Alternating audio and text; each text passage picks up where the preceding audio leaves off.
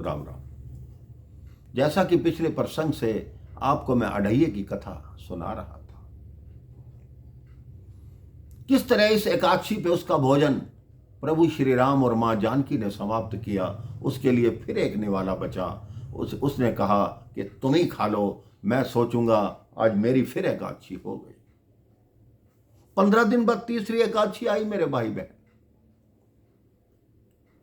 उसने गुरु से कहा इस बार आटा देना 7.5 सेर।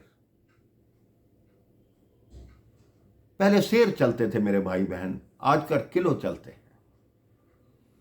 तो 7.5 सेर आटा लेकर गुरु के मन में आया, क्या करता है, इतना कोई भोजन कर नहीं सकता, ये कहां ले जाता है।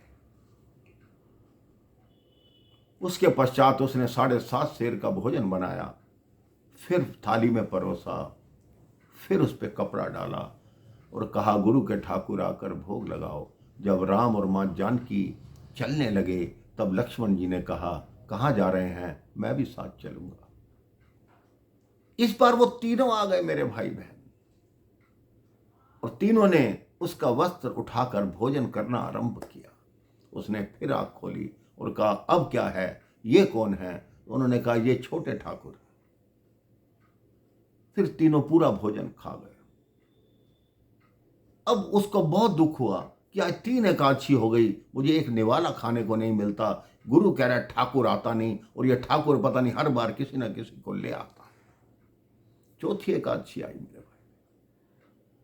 उसने गुरु से कहा कि 10 सेर आटा दो। गुरु ने कहा 10 सेर आटा तो एक आदमी नहीं खा सकता। अवश्य ही मन में विचार किया गुरु ने कि कहीं आटा बेचता है, छुपाता है, क्या करता है। क्या उन्होंने रसोइये से कहा इसको 10 सेर आटा दो।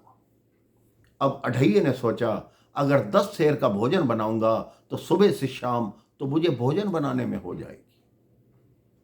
इस बार अढ़ैये ने सारा सामान कच्चा रखा, थाली के ऊपर से कपड़ा ढका और कहा हे गुरु के ठाकुर आकर भोग लगाओ। जब 2 बार बोला तो तीसरी बार हनुमान जी भी प्रभु श्री राम, मां जानकी और लक्ष्मण जी के साथ थे। इस बार जैसे ही वस्त्र हटाया देखा सामान कच्चा है। राम जी कहते क्या हुआ भक्त, खाना नहीं बनाया। तब अढ़ैये ने आंख खोली कि 3 एकादशी से मुझे पागल बना रहे हो, मैं जो भोजन बनाता हूं सारा खा जाते हो। इस बार मैंने अलग नियम बनाया है, और इस बार तुम जिसको साथ लाए हो वो तो अढ़ैया नहीं, ऐसे लगता है कि 10 सेर अकेला ही खा जाता। इस बार ऐसा करो, मेरे हाथ का कच्चा पक्का जैसा बना होता है 3 एकादशी से खा रहे, आज तुम्हारी ठकुराइन बनाए, पहले 2.5 सेर मुझे खिलाए, उसके बाद जो बचेगा तुम आपस में खा लेना। राम जी ने कहा ठीक है। मां सीता को राम जी ने आदेश दिया कि हे जानकी आज रसोई तुम बनाओ। लक्ष्मण जी को आदेश हुआ कि लकड़ी लाओ, हनुमान जी को आदेश हुआ कि जल लाओ। अब जल और लकड़ी आ गई तो सीता माँ ने भोजन बनाना आरंभ किया। सीता माँ तो अन्नपूर्णा है, उनके हाथ बना खाना कभी कम हो ही नहीं सकता। अब जब भोजन बन गया तो राम जी ने कहा कि मैं अब अपने ठाकुर को भोग लगा लूं। अढ़ैया कहते हैं कि तुम्हारे ऊपर भी कोई ठाकुर है।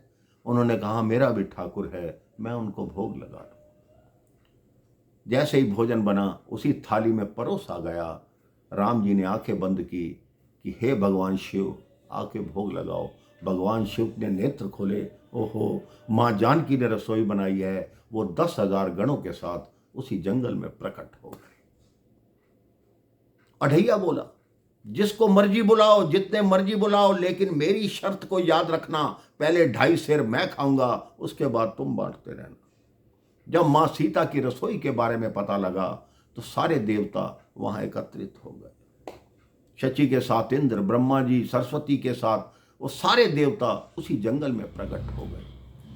अब राम जी ने लक्ष्मण और हनुमान जी को आदेश दिया कि भोजन का वितरण आरंभ किया जाए। लंगर व्यवस्था बनाई गई, सबको भोजन बढ़ता रहा, भोजन कम होने का नाम नहीं ले रहा।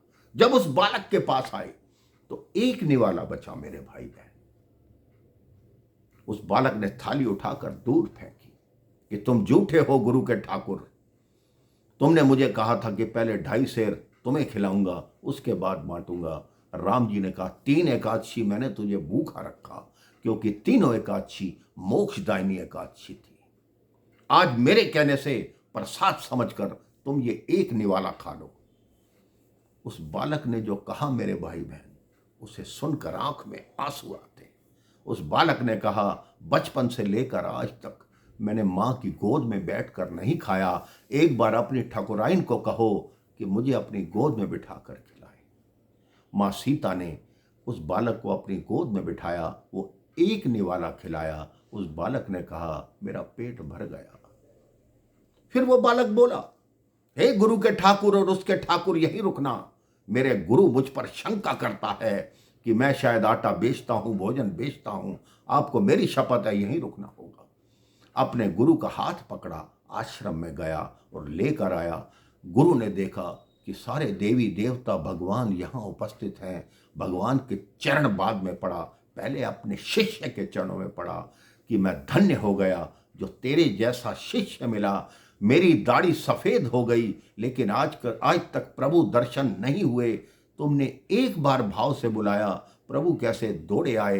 तुम 3 एकादशी से प्रभु के दर्शन कर रहे थे। अब चलो मेरे आश्रम को पवित्र करो। राम जी ने कहा, अब ये हमारे साथ जाएगा, अब ये साकेत धाम में जाएगा। तो ये होते हैं शिष्य जिन्होंने अपने गुरु को भगवान के दर्शन कराए। इसी प्रकार सुतीक्षण ने कैसे अगस्त्य ऋषि को प्रभु के दर्शन कराए, इसके विषय में मैं आपको अगले प्रसंग में बताऊंगा। राम राम, जय श्री राम।